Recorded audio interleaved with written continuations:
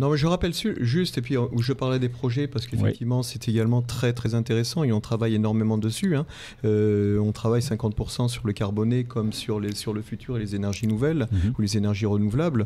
Le gazole, je rappelle juste que comme le samplon, ce sont des tarifs régulés, comme, et je dis, ce sont des prix, des prix administrés, comme sur la plupart des îles des Caraïbes, même les îles anglo-saxonnes qui ne sont pas réputées faire preuve d'un socialisme particulier, on s'est bien rendu compte que ces tarifs administrés permettaient justement l'accessibilité de tous à des carburants.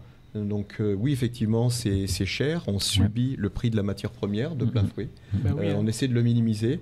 C'est très compliqué, mais je crois qu'on essaie de tous travailler ensemble sur toute la chaîne, à commencer par l'État, les collectivités, pour pouvoir réduire justement au maximum ce prix-là. Je rappelle juste que pour Sarah, la contribution de Sarah dans sa rémunération sur le prix du gazole ou de l'essence, c'est 3 centimes du litre.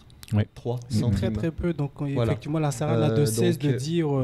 Mais on doit contribuer, on est un acteur majeur, on doit aider, on doit participer. Pour en revenir rapidement sur les projets, oui, on a des projets. Alors on a essayé d'éliminer, comme je parlais, de tout ce qui était greenwashing. On travaille sur 3 pistes essentiellement aujourd'hui. On travaille d'abord sur l'hydrogène. Hydrogène, puisqu'on produit de l'hydrogène fatal. On est en train de travailler sur de l'hydrogène vert avec un gros projet de production d'hydrogène vert ici en Martinique d'ici peu.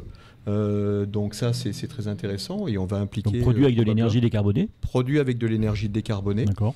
On aura l'occasion peut-être d'en reparler. Oui, il faudra qu'on en reparle parce qu'il y a 3... L'hydrogène est passionnant parce qu'il y a... C'est passionnant. Voilà. C'est passionnant, mais ça ne résout pas tout. Hein. Ça résout pas tout. Ça ne résout il y a plein de stockage, il y a plein de choses. C'est bon, voilà. Donc il faut trouver le bon équilibre.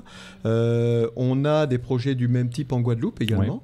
On travaille également sur le biogaz. Vous parliez de biocarburant. Le biogaz, il ne faut pas l'oublier.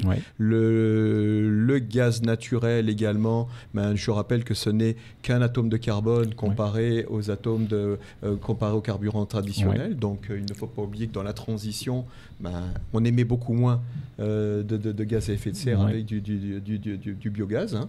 Donc ça aussi, il faut travailler. On parlait de déchets également.